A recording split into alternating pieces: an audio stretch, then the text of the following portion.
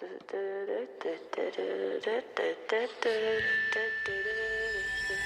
legends are told, some turn to dust or to gold, but you will remember me for centuries. This is The Cameron Parker Show, brought to you by Spreaker, where we discuss everything from around the local professional sports scene in Colorado, such as the Denver Broncos. Chris Harris comes out. I don't know if he was on the drive, but he said, I knew 15 seconds into that game that I should have been on T.Y. Hilton. If players are coming out and saying that, it falls again on the coaching staff. Not to mention insiders from around your local sports scene. Ryan Spilborgs, former outfielder for your Colorado Rockies. It's not going to be the 25 guys that leave spring training that are going to be the only guys the entire season. You need depth. You need guys that are going to be in your minor leagues that you may not expect. Ryan Edwards. You know, when you're talking about an offensive line, it's about the five best guys, right? And you're talking about the five best guys gelling. There hasn't been a lot of time for that.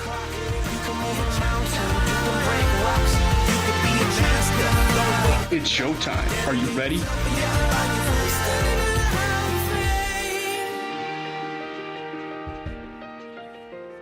Welcome in, ladies and gentlemen. It is another installment. I am healthy. I am fresh. I am ready for another episode of the Cameron Parker Show. It is the Cameron Parker Show Friday the 13th edition. There will be nothing spooky, hopefully, during the broadcast.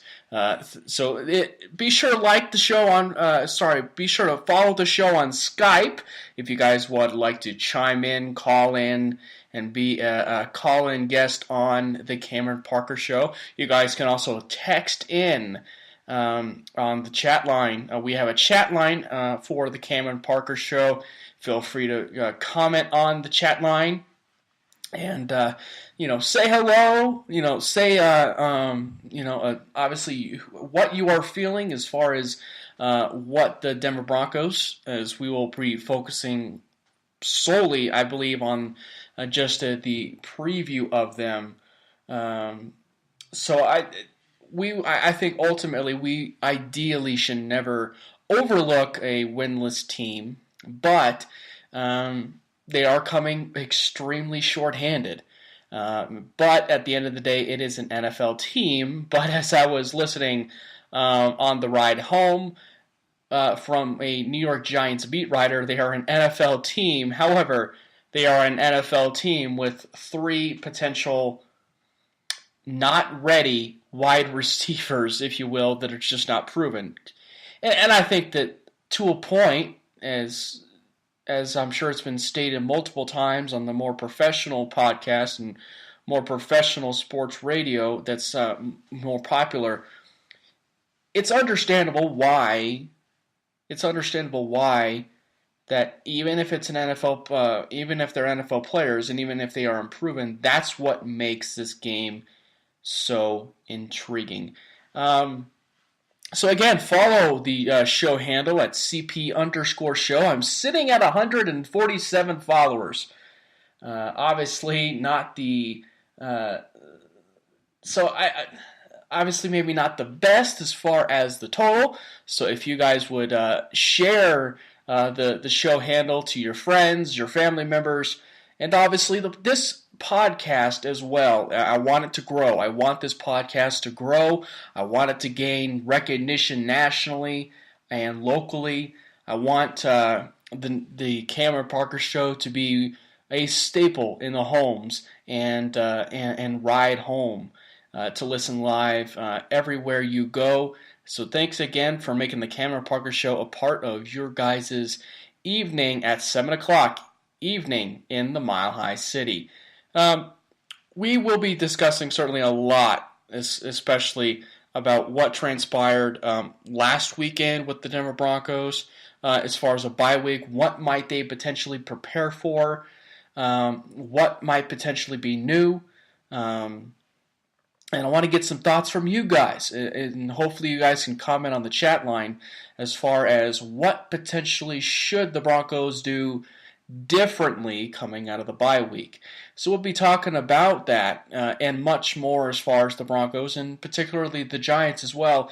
And in one particular reason why the New York Giants, despite potentially being maybe shorthanded another defensive player, why potentially it is still, and why potentially I still think that it has the opportunity to be a lot closer than anticipated. This is the Cameron Parker Show with Veins from my good friend and buddy, Sayer Benninger.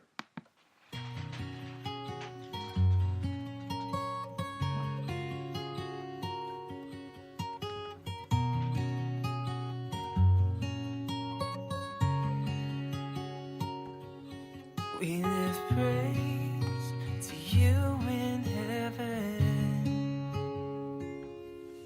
and we raise our hands in adoration.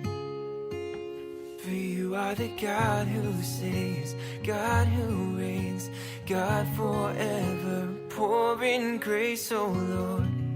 We need so much more of you. Your love is running through my veins, keeps my heart beating, keeps my heart beating. Jesus, you make me want to sing, joy is lifting me, grace has set me free. Your love is running through my veins, keeps my heart beating, keeps my heart beating. Jesus, you make me want to sing, joy is lifting me, grace has set me free.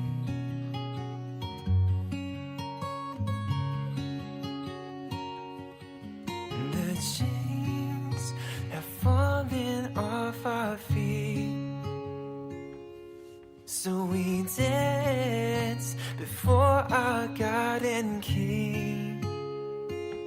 For you are the God who saves, God who reigns, God forever, pouring grace, oh Lord. We need so much more of you. 'Cause your love is running through my veins, keeps my heart beating, keeps my heart beating. Jesus, you make me want to sing, joy is lifting me, grace has set me free. Your love is running through my veins, keeps my heart beating, keeps my heart beating.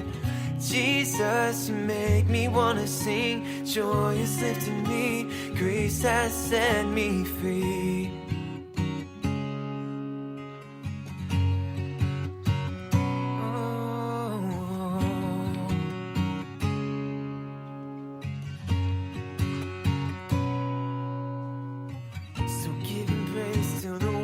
Are shaking, your love is unending. I'm on the rock, I will not be shaken. Jesus, your love unfailing. So giving praise till the walls are shaking. Your love is unending. I'm on the rock, I will not be shaken. Jesus, your love unfailing. Your love is running through my veins, keeps my heart beating, keeps my heart beating.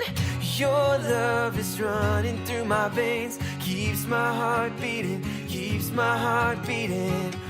Jesus, you make me want to sing, joy is lifting me, grace has set me free. Your love is running through my veins. Oh, Jesus, you make me want to sing, joy is lifting me, grace has set me free.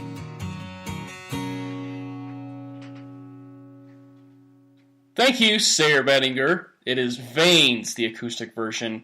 So we are talking about the Denver Broncos. We're talking about the matchup against the New York Giants. We did have some people chime in. I believe it was Ryan who chimed in over, and I believe it was it is at Elway is the GOAT. If you want to follow Ryan, it is at capital E, Elway is the GOAT. He actually chimed in and he said that, like most New York beat writers have said, the only way the Broncos lose is by giving them 3 or 4 touchdowns. And I just don't see Eli doing that with rookie and undrafted wide receivers. Also, there is no run game. There's a horrible offensive line. And yes, we definitely underestimated Buffalo, but Eli is not a mobile quarterback. As well as Widby Bronco, if you want to follow Widby Bronco, it is at Gush313. And he said it's the NFL. There are no free games. And that's basically where we are right now. There really is no such thing as a free game. However, they're both correct. At the same point and at the same time, everything on paper, and when you always hear that terminology all the time as far as the terminology of being on paper. And on paper, the Denver Broncos should at least put up 25 to 30 points on the New York Giants, at least. And the thought process certainly is that, well, the Broncos have an incredible record after the bye. That's one key.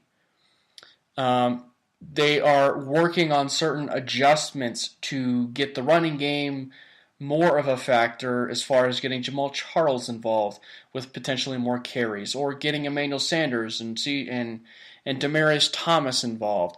There's a lot of factors as far as where might the Broncos' identity go. And here's why, and we're going to start with this first. Okay? We're going to start with this first, and you guys can feel free to chime in on the text line, chat line. All you have to do is you have to search the Cameron Parker Show on Spreaker, create a Spreaker account, and chime in on the chat line. There's been a few people chime in through the Twitter wire and through the Twitterverse, but you can also chime in on the Spreaker chat line as well. If you're driving in your phones and you feel like being an idiot and texting or tweeting the show while driving, well, that's up to you. I highly don't suggest it, but it is certainly up to you guys if you feel to do so.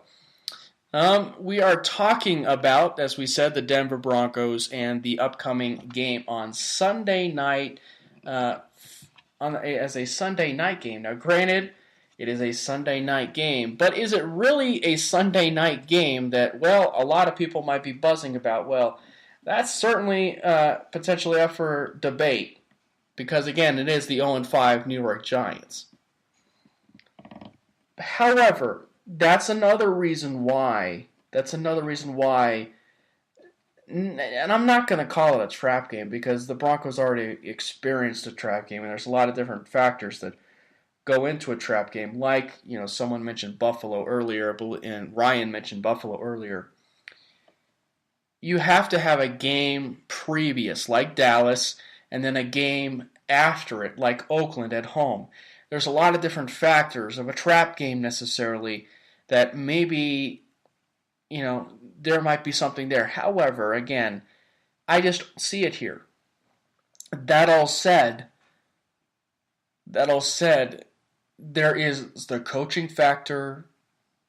There is the aspect that that they are going to be without a lot of their offensive pieces.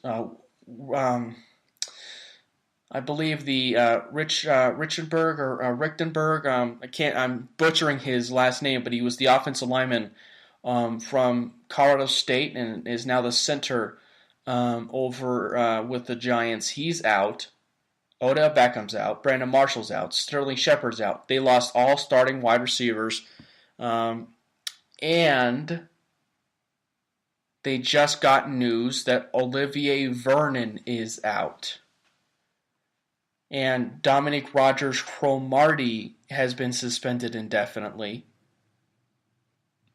creating more of a dumpster fire on the situation for the New York Giants.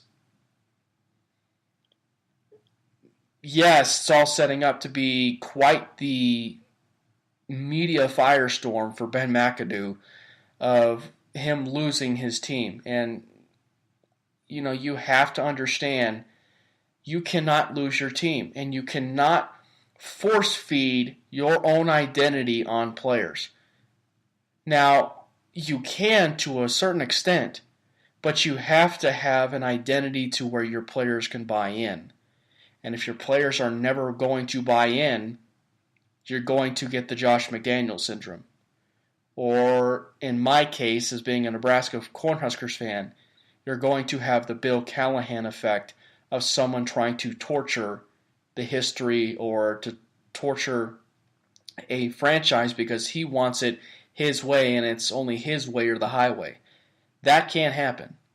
And Ben McAdoo is certainly appearing as if he might be another Josh McDaniels. I felt Sean McVay was going to be kind of the Josh McDaniels ilk because he was so young. But then you got Ben McAdoo. It's in New York. It's a media firestorm. Wherever you go in the locker room, you have divas everywhere. He's not handling the locker room. It's just it's starting to become a major distraction. And will that distraction carry over to Sunday night? We don't know. But the fact that and it goes back to what I mentioned earlier, this is the only thing that the Giants have going for them and why it's going to feel a little bit like a preseason game. And that is because the New York Giants are staring at a situation where they feel like they hold all the cards because they are so unpredictable right now. And because they are so unpredictable,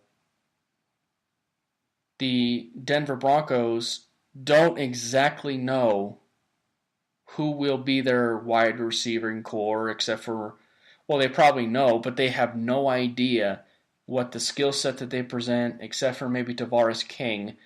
Tavares King is really the only one that the Broncos have familiarity with. The Broncos drafted Tavares King in the 5th round.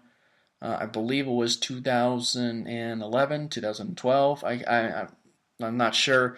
But he's been kicking in around in the National Football League. The Giants actually cut him at the beginning point of the season around week 1. And then they ended up signing him back, obviously, due to the amount of injuries.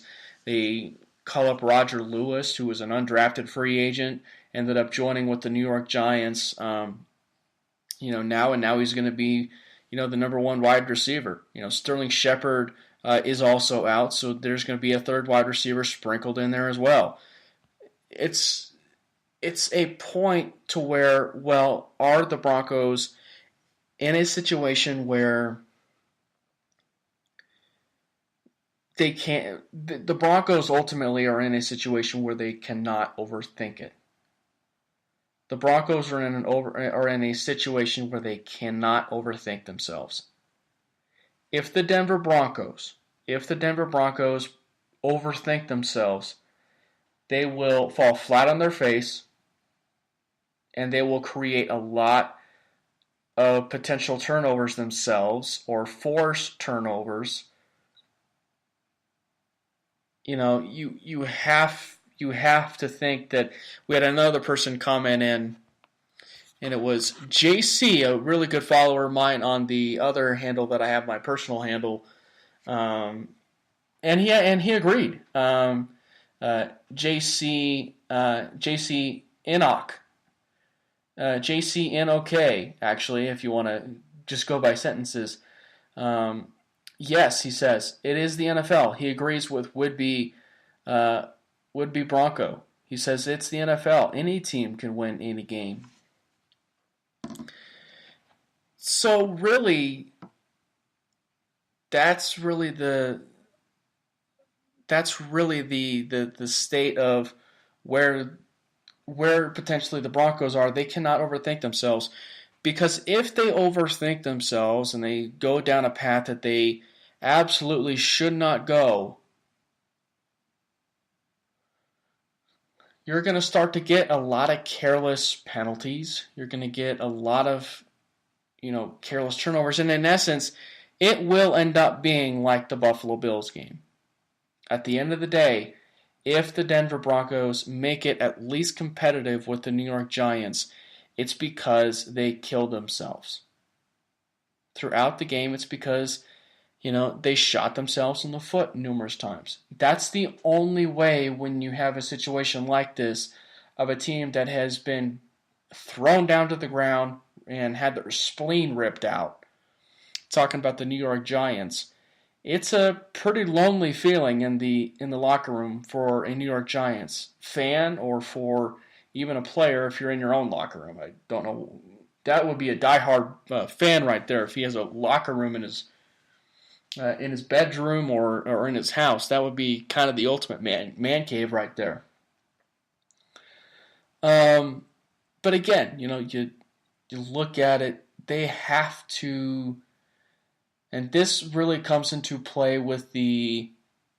as my buddy Brooks chimes in from either his drive home to Oklahoma or he's driving to some other place, I don't know. But he chimed in and he says, "Go Broncos," and he is a Michigan fan, obviously, so he's a big fan of the article that I wrote, obviously, that came into the wire today. And if you guys haven't had a chance to check that out, please do. It's on Jake Butt. I'll be talking about that here shortly. And by the way, to take a little bit of a back seat here for a bit, I want to promote something. I want to promote something that will be in effect here very, very soon. Speaking of Brooks, his potential past roommate, CJ Cranock, who is also a really good friend of mine, he will be, he's in the process of creating a site to boost his brand, and that site is a fantasy football site, and he will be joining me a fantasy sports site, and he will be joining me about every Tuesday in the first part of my show, and we'll be talking for about 15 to 20 minutes about the fantasy world of sports and who potentially should we start, who potentially could we sit, who might be some waiver wire pickups, who might be some potential trade opportunities. We'll be discussing that, I believe, every single Tuesday. Yes, Brooks, that is a total dad move by CJ. And if CJ is listening in, we'll see if he can get you back for that one. But Brooks has the upper hand, 1-0, obviously, in the scoreboard. If you're keeping tabs, Brooks and CJ, I'm still waiting for the slap in the face, CJ, when it comes to it. But yeah, so back to the Denver Broncos talk, obviously. So the Denver Broncos, we mentioned it, they are facing the New York Giants, and Brooks is chiming in. We have some commenters on the Twitter wire. I can't speak. I'm healthy, folks, but I apparently can't speak. And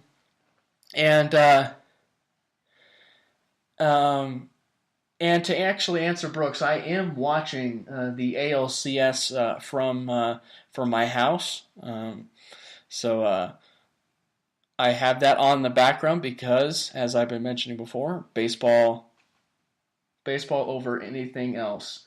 Yes, the NFL gets its viewers, and it's the most viewers of any other sport, but you will never beat, from the first inning to the ninth inning, the unpredictability of the Major League Baseball postseason, and that is why the Major League Baseball postseason will forever be the best stretch of games in any sport, as far as year after year after year.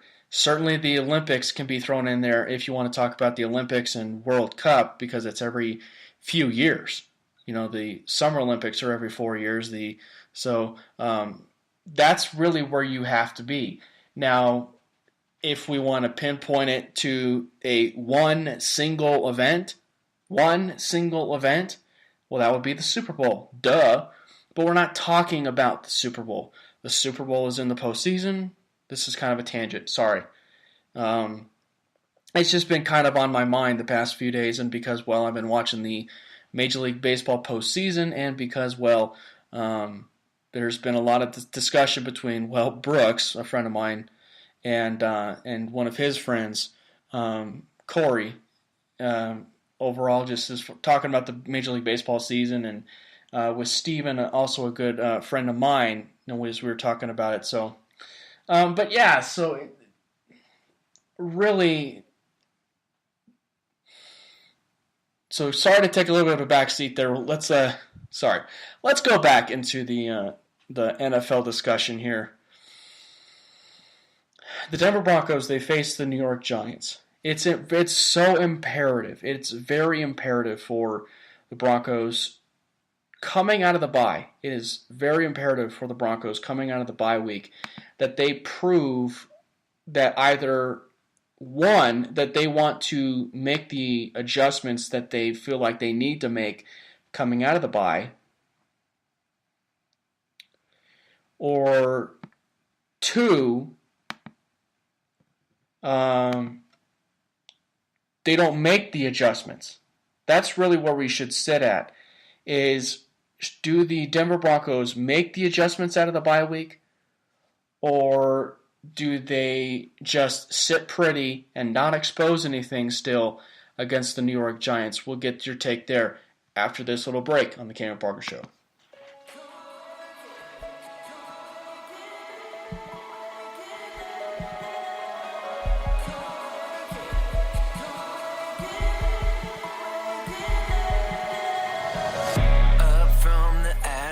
I will rise.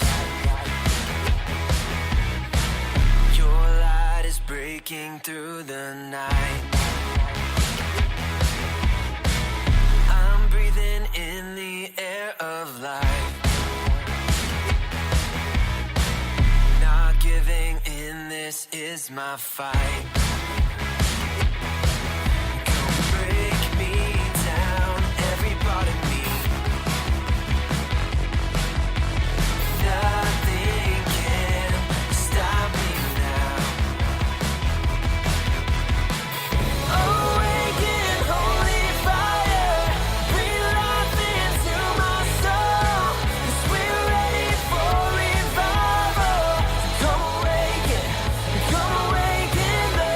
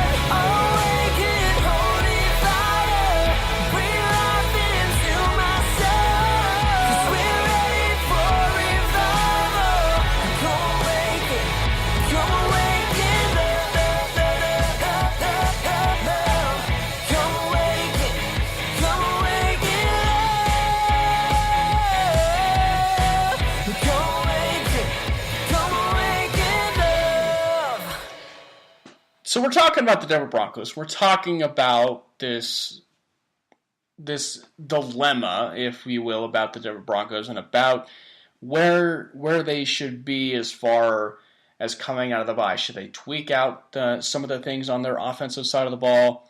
Should they sit pretty on their booty? Or should they, should they sprinkle in a lot of those little X factors, of a Jamal Charles and more of Emmanuel Sanders and Demaryius Thomas? Should they do a lot of that? Well, you got to take certainly with what you're given. And there's a great point by Mike McCoy. It was during the week, and he was bringing up. He never hinted certainly at Tim Tebow personally, but he was talking about the Tim Tebow years. And I'm sure a lot of Bronco fans recall a lot of those Tebow years. I certainly do. They were the cardiac season, if you will, of the Broncos winning a lot of very, very close games coming down to the wire each and every week to end the season. And then obviously we all remember the play that sent Demaryius Thomas's star status to another level. But what Mike McCoy was talking about was, and I'm sure we all remember the type of running game that the Denver Broncos possessed during that time. Now, the idea that this notion that the Broncos potentially should open up their playbook and expand it, certainly that is on the table, and it does need to change. However, what changed is the fact that Odell Beckham is out, Brandon Marshall is out, Sterling Shepard is out, their center from CSU is out, Richtenberg or whatever the guy's name is, and Olivier Vernon is out, and potentially Landon Collins is going to be out. So ideally, for the Broncos, and by the way, a little of some playoff baseball update. The Houston Astros have now taken a 2-0 lead from the heart of their lineup. Correa and the little guy, the little engine that could, who is the AL MVP and a stud, that would be Jose Altuve. Ladies and gentlemen, sorry to go on another baseball tangent. If you never watch baseball and you are watching the MLB postseason for the first time, you are starting to see an emergence of why I've been saying for the longest time in the American League that Jose Altuve was the best player in Major League Baseball that no one ever talked about. Paul Goldschmidt is the best unkept superstar secret as far as him being a potential MVP in the National League. And apparently he's not going to win one this year, which is frustrating. But again, that's another tangent, and we don't want to go down the road because we're talking football. But ideally, you want the Denver Broncos to come out and maybe for their sake, maybe for the Broncos' sake, if we want to come down to an answer, make it Manila. Treat it like a preseason game. Really, treat it like a preseason game. Do not expose anything. If it ain't broke, don't fix it. Continue on the ground. And if we want to be bold and we want to say a bold prediction on the Cameron Parker Show, and for those of you who have listened to my shows regularly over on the Metro campus, well, you'll understand that I'm pretty famous as far as making bold predictions, like Brooks Benson's 16-0 that he said so frequently as far as the Broncos going 16-0. But the bold prediction that, well, may not be as bold is that both C.J. Anderson and Jamal Charles could run for 100 yards each. Now, does that in turn mean that they unleashed Jamal Charles? It could. But again, understand the amount of caliber of yards after the first yards after his carry, or yards per attempt, or should I say his yards after carry, or whatever, for Jamal Charles, his yards after first contact, there we go. It's impressive. He is a big play back. He is potentially, in my opinion, one of the best big play running backs this National Football League has ever seen. And he appears to be healthy. He's headed in the right direction. And if Jamal Charles is returning back to the Jamal Charles of what Denver Broncos fans were on the other side of, you need to get him the ball. And it's getting to the point where I don't care if C.J. Anderson has less carries. You have to give your best players the football. And right now, if Jamal Charles is healthy, he is your best player, and he is right now your best running back still in that running back stable. Even with a healthy Devontae Booker, a C.J. Anderson, Jamal Charles is your best alternative right now as far as who will give you the best bang for your buck, particularly carries. Now, granted, C.J. Anderson is playing exceptionally well. He's healthy. He's running hard. His pass protection's getting better, but he isn't the best running back that is good at pass protecting. That would be Jamal Charles. But again, C.J. Anderson, not to take away from it, because C.J. Anderson is playing exceptionally well. I believe he's in the top 6 of running backs in terms of yardage. That is a very good sign also for C.J. Anderson. C.J. Anderson has been looked upon by myself over the years, and as far as what we've seen as far as history, he is, over his history, been one of the better second half running backs in the National Football League. If it just so happens that he can put it all together for one full season, then C.J. Anderson has his eyes set on a 1,000-yard season for the first time in his career. And he would join Jamal Charles now as the one of two backs that will have run for 1,000 yards in the Denver Broncos backfield, but Jamal Charles obviously never ran for 1,000 yards with the Denver Broncos. We all know that. Runner on first for the Yankees as they look to respond. So I don't know about you guys, if you guys are commenting in on the text line, tweet line, Twitterverse. Jeffrey Mark Brown, another good follower. Jeffrey Mark Brown, you can follow him at Jeffrey M. Brown 7. He appears to be listening into the show.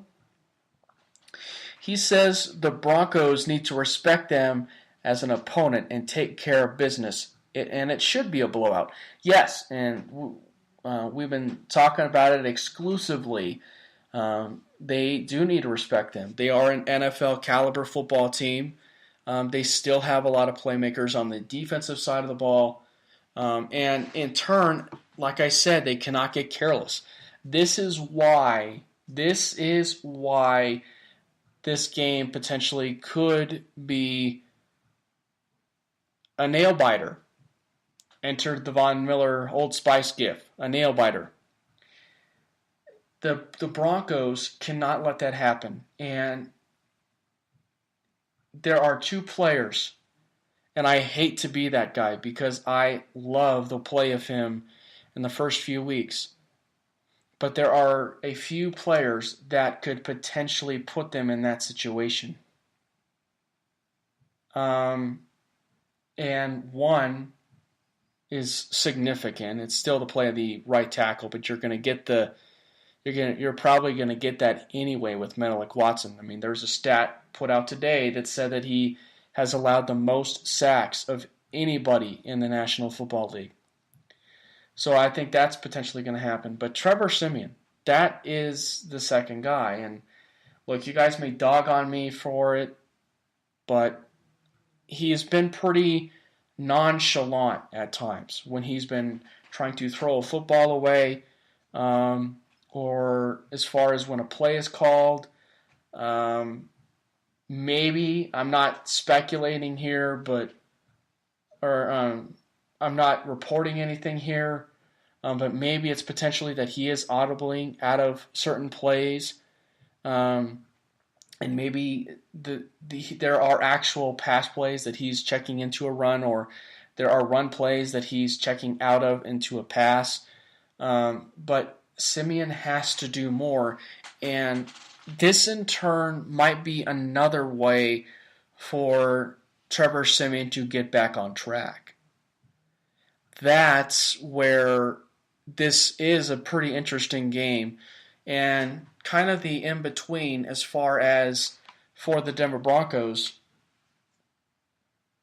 Should they just sit on their booty and not do anything and not expose anything as far as what they are still as an offense, or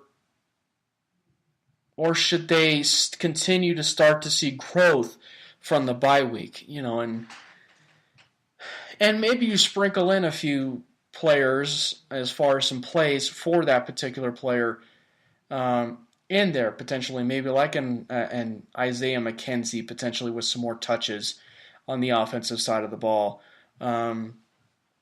Jake Butt was healthy and he's expected to be back for, I believe it's the Kansas City Chiefs game. Not 100% certain on it, but Jake Butt appears to be in the healthy stages of the track.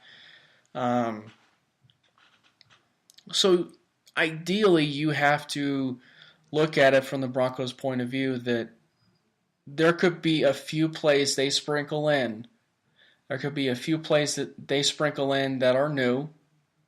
But I think that over time and in the game, you still never want to expose a lot of what you are doing as far as some new plays and new script that's been molded. But the best part about this entire season so far, is that the Denver Broncos run blocking is A+, if you will, based on where it was last year. And I'm not worried about the defense. And this is the first time, 45 minutes into the Cameron Parker show, I'm just bringing up the defense. I'm not worried about the defense of the Broncos. Does Eli Manning scare me? Absolutely he does. But if Odell Beckham was there, if Sterling Shepard was there, if Brandon Marshall was there, there might be some issues. But all they have right now is a rookie tight end in Evan Ingram and a tight end that is going to be their number one wide receiver on Sunday night. So what will the Denver Broncos do? Stop the run, stop their number one target in Evan Ingram. You could potentially do a lot of different things with that. You sprinkle in a Justin Simmons on an Evan Ingram. He's tall, he's lanky, he can cover potentially a guy like an Evan Ingram. Or you put Aqib Talib on a guy like Evan Ingram. He's done it before with Rob Gronkowski or those big body tight ends. You can do something along those lines as far as mix and match different players on a guy like an Evan Ingram and shut him down. So really you can mix and match a lot of different ways as far as what the defense can do, and it sets up well, and you're just feeding into the Denver Broncos' hand defensively. So I didn't want to spend a whole lot of time talking about it defensively because the offensive side of the ball is still its biggest question mark. And so really when you look at the grand scope of things, it's still got to set as far as the offensive line and Trevor Siemian, they got to do their job. They have to do their job on the offensive side of the ball. Take what the offensive coordinator is giving you, run the play, and get the job done. Because if they get the job done and if they do what is asked of them, then they will be fine. And so at the end of the day, you're looking at a scenario. You're looking at a scenario still where I still see this being it may be a dogfight for, let's just say, the first half. But now let's just say they do win. So I said it's going to be a potential dogfight, and then they end up scoring a little bit more points, and they spread it out and win handily to end the game. But let's just say they do their business, and they win by 3-4 touchdowns. Let's just say 4 touchdowns. Well, then there is the case of we told you so. We told you so because we expected it to not be as close. I mean, the Denver Broncos were, I don't know what the Vegas line ended at, but I believe that they were 10.5, 11-point favorites over the New York Giants on Sunday night. I don't know what it ended at. Overall though, it is a really good spot to be in for the Denver Broncos to help get themselves back on track if they so choose. But at the same time, I understand why you still never want to expose anything coming out of the bye week. And against an 0-5 Giants team, there comes that gray area. And there's probably another aspect to it, because it comes back into the point of you don't want to play your hand too much, and you don't want to be desperate. That's really the point here. Let's just say that the Broncos are very manila, and it's a very close game, and it's conservative all throughout the game. I'll tell you, there will be a lot of annoyed and a lot of angry Bronco fans if it is incredibly close through the third quarter heading into the fourth quarter. Because then you're going to start entering a point in the game where it's going to take a big play to win on the offensive side of the ball. So the Broncos can ill afford to be cute if that just so happens.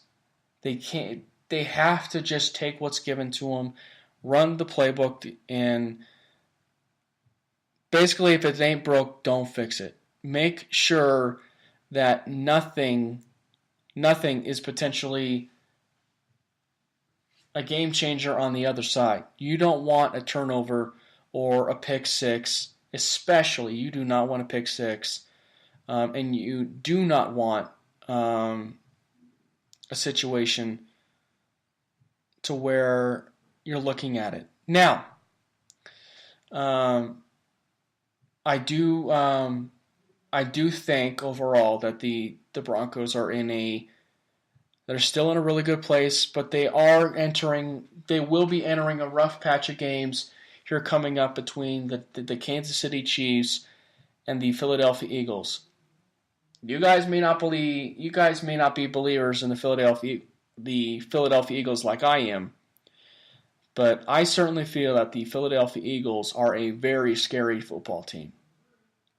And it starts from Carson Wentz doing what needs to be done. He is a baller. He is a gamer. Sorry to use words from Big Al, but he is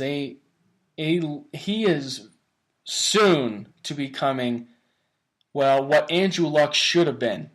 Taking care of his body, sliding, or escaping the pocket when he actually needs to.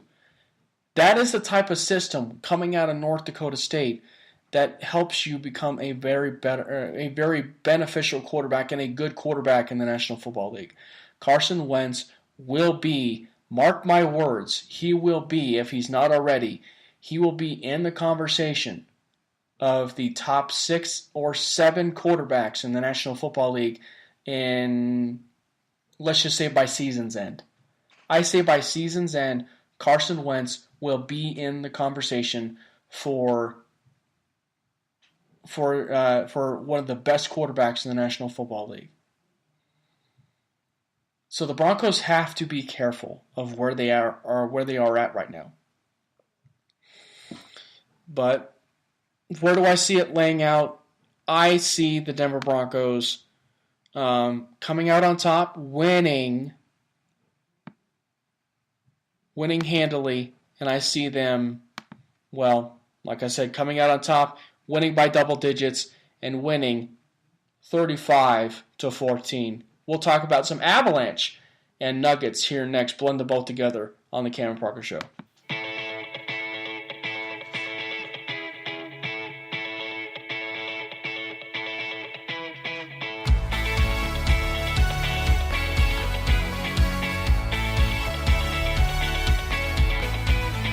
Let the heavens roar and all that's within me. Can't stop singing now. Revival is coming. There's no other name. To you be the glory. Every victory you have delivered me. Don't ever stop. Come on and sing it now. Lift up a shout of praise. With all my heart, I will bless your name. Give it all to you. You're all I need. From the grip of pain, you have rescued me. Sweep me off my feet. I will dance for you.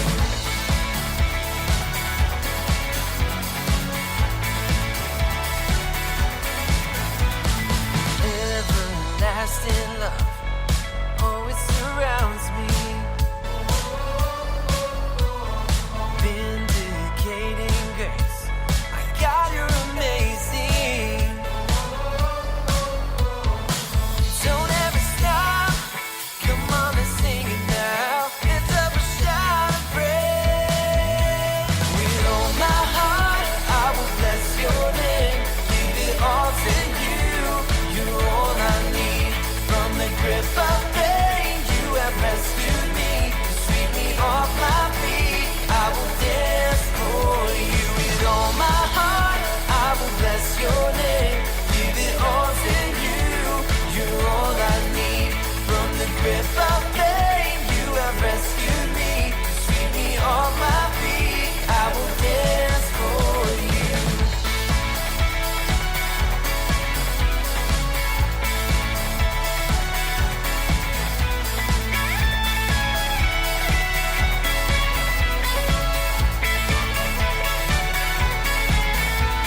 With all my heart, I will bless your name. Give it all to you. You're all I need. From the grip of pain, you have rescued me. Sweep me off my feet. I will dance for you. With all my heart, I will bless your name. Give it all to you. You're all I need. From the grip of pain, you have rescued me. Sweep me off my feet. I will dance for you.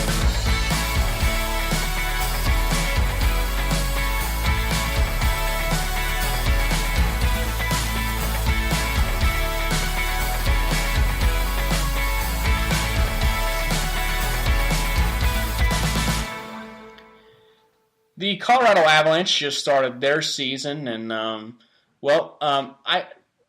am planning on talking some Colorado Avalanche with two friends of mine who are very much into hockey. So do a little promoting here. I will be talking some Colorado Avalanche with some buddies that I met at school, J.J. Seward and Sean Tafoya. Sean Tafoya also is a baseball fanatic, so we'll be talking to him as well. He's a Chicago Cubs fanatic. I'm sure he's thrilled with how the Cubs finished their game yesterday. And by the way, Wade Davis was incredible.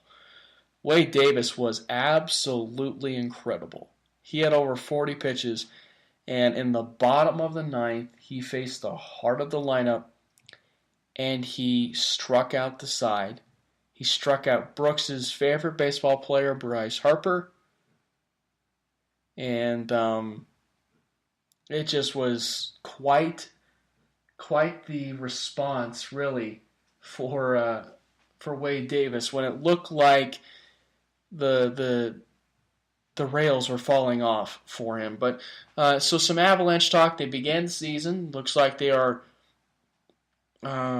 playing exceptionally well under their new head coach. Seems like all is well in the world of the Colorado Avalanche. The one worry that I potentially would have is it's one thing to start out on a hot streak in the beginning, but with it being an 82-game season, what potentially might they want to keep as far as momentum in the beginning part right now versus potentially a little bit down the road? And we can talk about that with JJ and Sean on separate days. So now as far as the Denver Nuggets is concerned, they're getting ready to tip off here. I believe here soon. They will be retiring Fat Lever's number. Took them a while. But the Nuggets are a very fast upcoming team. Guys, if you've not been paying attention to what the Denver Nuggets are doing, I'm telling you, then you guys are sorely missing out, because the Denver Nuggets are building something that everybody needs to start paying attention to. You now have a potential sharpshooter, one of the better sharpshooters in the NBA, in Gary Harris, just signed a contract extension. You have, to some degree, maybe the best center in the NBA in Nikola Jokic, maybe the best passing big man in the National Basketball Association. You have a plethora of guards to keep an eye on. We mentioned Gary Harris, but now you have a Jamal Murray. You have Emmanuel Mudiay. You have Jameer Nelson. You have Malik Beasley. And then even now you sprinkle in now even more on the offensive side of the ball and defensively side of the ball with Paul Millsap. The Denver Nuggets have been eyeing Paul Millsap for the longest time. They have been eyeballing Paul Millsap for the longest time, and they landed him in the offseason. It was certainly one of the biggest signings for the Denver Nuggets in let's just say in the past 5 years. And really since they drafted Carmelo Anthony. But the team is very, very bright. We'll be talking to Brandon and potentially Stephen Priest during the basketball season, get their take on it. They actually had a show when I was on campus called Inside the Paint. They are basketball gurus. We'll be talking to them during the basketball season, get their thoughts on it, and we'll talk about it. And they are also multi-talented and multiversed in the sports world. Maybe we can have them on for a full entire show. So thank you guys very much for making the Cameron Progress Show for your evening. We talked a lot about the Denver Broncos. The Denver Broncos will come out on top 35-14. That is my final prediction. And if you have not already, please check out the Jake Butt article that I wrote that came out on the internet just today, talking about how Mike McCoy is extremely impressed with Jake Butt, and that booty is rocking everywhere at Dove Valley. This is the Cameron Parker Show, and when we come back on Tuesday, we'll recap, hopefully, a Denver Broncos victory. You have a good weekend, and God bless.